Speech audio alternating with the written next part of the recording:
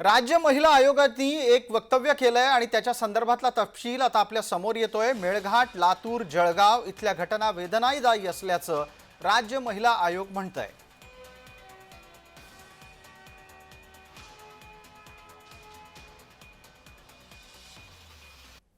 अमरावती जिल्ह्यातील मेळघाटमध्ये चिखलदरा तालुक्यातील रेहटाखेडा या गावामध्ये एका 77 वर्षीय आदिवासी वृद्ध महिला जेव्हा रात्रीच्या वेळेस शौचास बाहेर पडली त्यावेळेस शेजारच्यांनी जादू टोना करतीये असा आळ घेऊन संबंधित या वृद्ध महिलेला दोरखंडाने बांधून ठेवलं। चेहऱ्याला काळीमा फासून या महिलेची गावातून दिंड काढली आणि इतकंच नाही तर या वृद्ध महिलेला मूत्रप्राशन करायला सांगितलं।